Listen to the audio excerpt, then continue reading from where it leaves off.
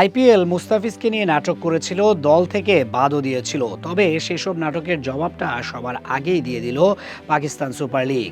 ঘটা করে তার নাম নিলামে তুলতে চেয়েছিল, তবে সেই সুযোগ আর মেলেনি। তার নাম নিলামে ওঠার আগেই সরাসরি চুক্তিতে তাকে দলে নেওয়া হয়েছে। ফিজের ৯ কোটি রুপি বাঁচাতে চেয়েছিল ভারত। ঠিকই ক্ষতিপূরণ পেয়েছেন মুস্তাফিজ, কিন্তু ভারতের যে ৬,০০০ কোটি টাকা ক্ষতি হবে, সেটা কি করবে তারা? পিএসএল নিলামের আগেই চমক দেখালো লাহোর কালান্দার্স।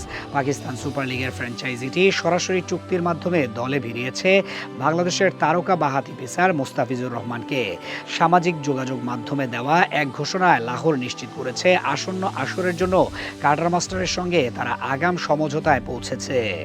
নিয়ম অনুযায়ী সরাসরি চুক্তির ক্ষেত্রেও আর্থিক অঙ্ক প্রকাশ করতে হয়।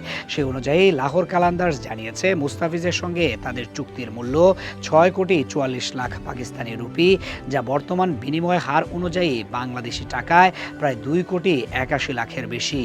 পিএসএল এর মঞ্চে এটি মুস্তাফিজের জন্য একটি বড় ও সময়োপযোগী সুযোগ বলেই মনে করছেন সংশ্লিষ্টরা। এই খবরটি এমন এক সময় এলো যখন মুস্তাফিজকে ঘিরেই আন্তর্জাতিক ক্রিকেটে তৈরি হয়েছে বড় ধরনের বিতর্ক। চলতি মৌসুমে আইপিএলে কলকাতা নাইট রাইডার্সের হয়ে খেলার কথা ছিল তার। গত ডিসেম্বরে অনুষ্ঠিত নিলামে ৯,২০,০০,০০০ রুপিতে তাকে কিনেছিল কেকেআর। কিন্তু ভারতের সাম্প্রদায়িক উগ্রবাদীদের হুমকির মুখে চলতি বছরের ৩ জানুয়ারি ভারতীয় বোর্ড বিসিসিআই মুস্তাফিজকে আইপিএল থেকে অব্যাহতি দেয়।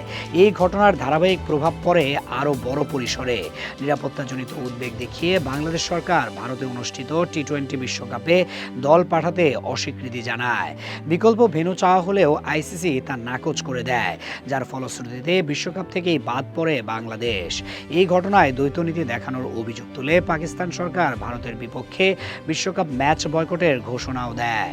লাহোর কালান্দার্সে তার অন্তর্ভুক্তি কেবল একটি দলবদল নয়, বরং সাম্প্রতিক টানাপোড়েনের ভেতরেও একজন ক্রিকেটারের পেশাদার ক্যারিয়ার যে থেমে থাকে না, তারই এক শক্ত বার্তা।